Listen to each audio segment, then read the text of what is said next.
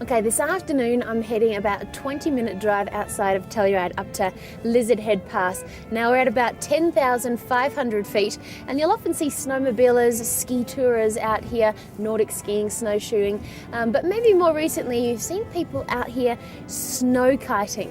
It's a pretty new sport, and Lizard Head Pass is a great place for beginners to come and learn.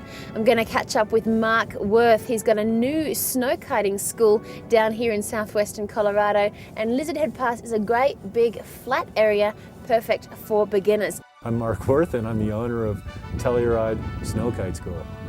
I've been kite skiing up here for a decade, but it got to the point where there were people up here. I came up, and instead of being all alone, there'd be a couple people and sometimes 4 or 5 people up here, and a lot of them were beginners who didn't have really good skills, and they were having a hard time learning. And I started kind of coaching people a little bit on the side and giving them suggestions to help them have a better day.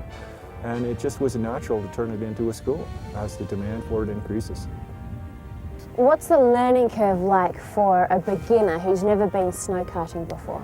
Well, people that have some sailing experience can normally ski snow kite in the first day. At the end of the first lesson, they're moving around with some control, and usually they're going downwind a little bit, but they can hold their ground pretty well by the end of the lesson. Now I brought my snowboard out today because I've seen the videos and kiteboarding looks pretty cool, but is there a difference between being on skis or snowboard, or you're on your telemark skis today? Is there a preference or difference? I find that most people who are skiers, and even if they're just maybe a better snowboarder than a skier and they're just an intermediate skier and an expert snowboarder, skis are a little easier at the beginning because you can move around. It's easier to stand up, and it keeps you from falling over because you can just pick one foot up and put it out so you don't fall over.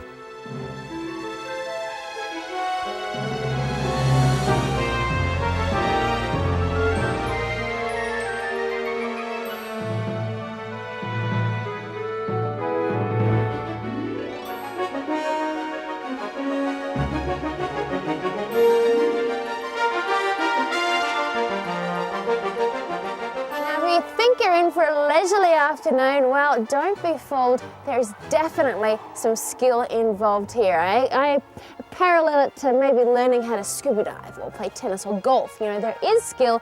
You need to work how to learn that kite, keep it in the air, get a consistent pull against you so you can start traveling across the snow on your skis, your snowboard, your telemark skis, whatever you choose.